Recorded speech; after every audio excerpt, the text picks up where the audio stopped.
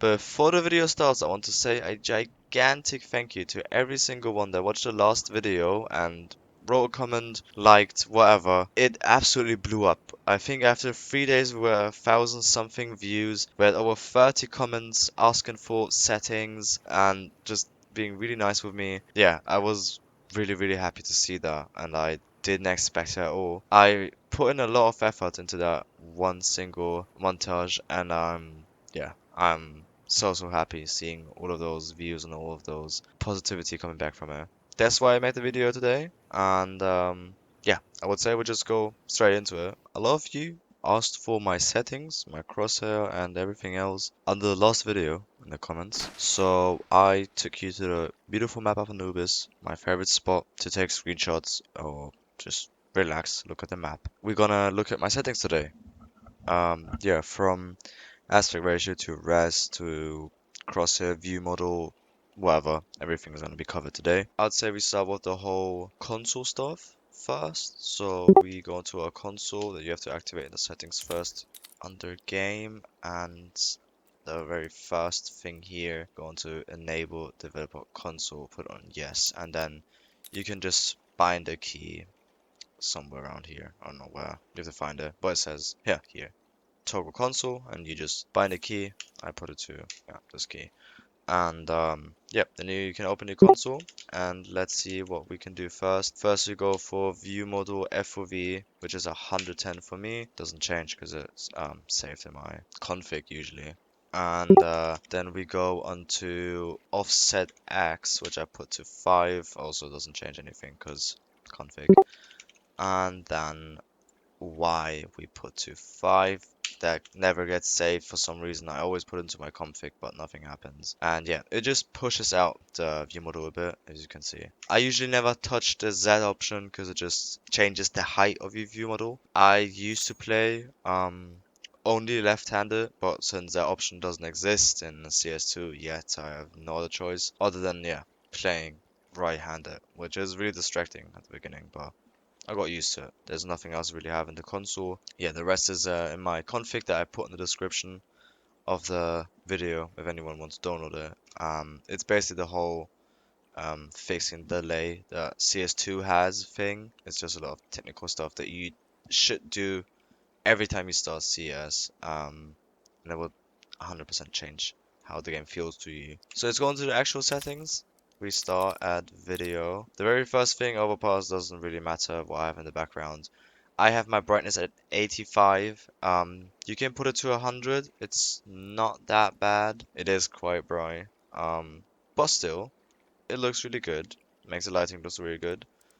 But I don't know. I play 85 because it has like a bit more, oops, of a cinematic-ish, like sun setting vibe, and I really like it on 99% of the maps. 4:3 aspect ratio. I never played anything else. I always been playing 4:3 in first-person shooters. Yeah, it just makes the view models a bit thicker, which does help with headshots. I'm just not a fan of those like long, lanky models you get when you play native, so 16:9, and I play at a refresh rate of 144 Hz. Everyone should have at least 144 Hz. If you have 60 Hz, please upgrade. It's so worth. Remember when I got my first 144 Hz monitor, I was stunned on how much of a difference it is. Yeah, I still haven't made the jump to 240 Hz. I'll probably do it soon. I'm not quite sure when. Next is advanced video options.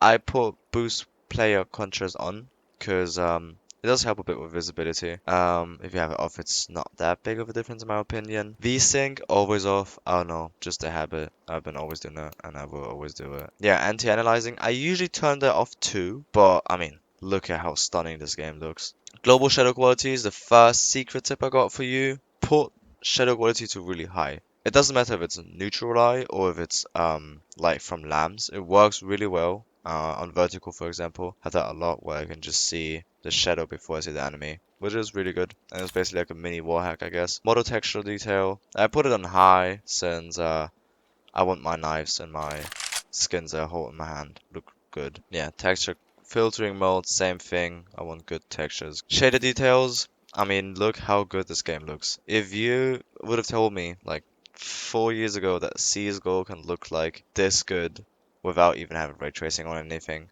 I would have not believed it. Particle details, it's rough on again. You can't put it on high, makes the smokes and everything look better. I'm happy with having particles on high.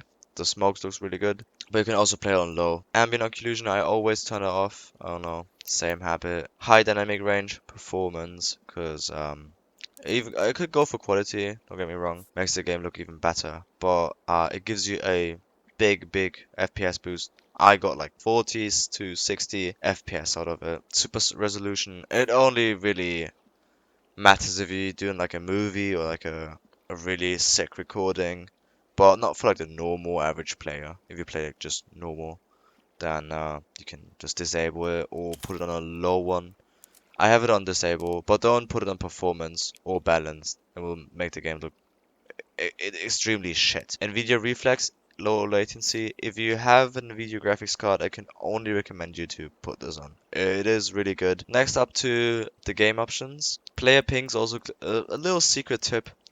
Display and play sound. It can be good if you have low awareness and or your teammates are not talking and they just ping. Yeah, can help in some situations. I usually have it at play sound and display, and the rest I don't have anything changed except radar, which is a bit zoomed out with 0.85. We have our next interesting thing on our list, which is the crosshair. This is the one that I usually play. I know in the video I play a lot of different ones. I was just experimenting around basically. This one is the one that I usually play. The only thing I sometimes do if I feel a bit unsatisfied, I just make the gap a bit smaller like this.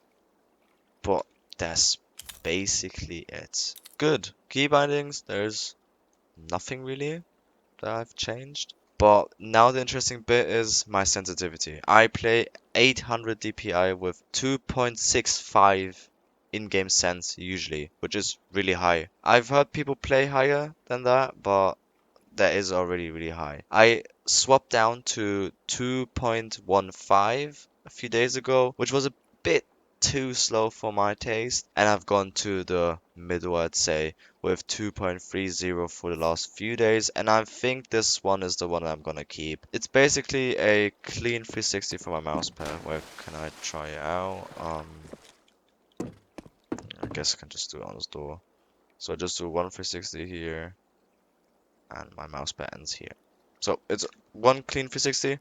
Super happy with that. Yeah, I usually aim from my wrist.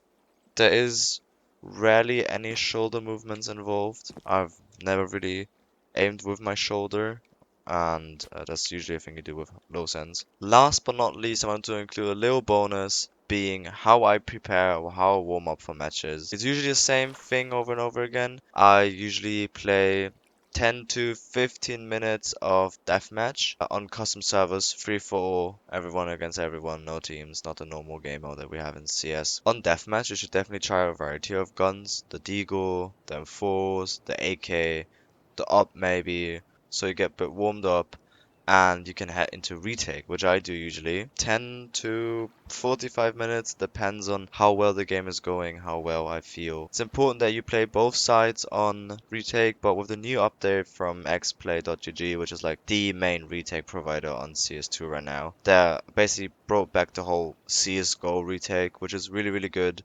There's a lot of fun, and you can prepare for any gamer basically quite well there. That's basically the whole video regarding my settings, regarding my warm-up. Thanks for all the comments, thanks for how much the video blew up. I hope I see you in the next video, and yeah, have a great day. Bye bye.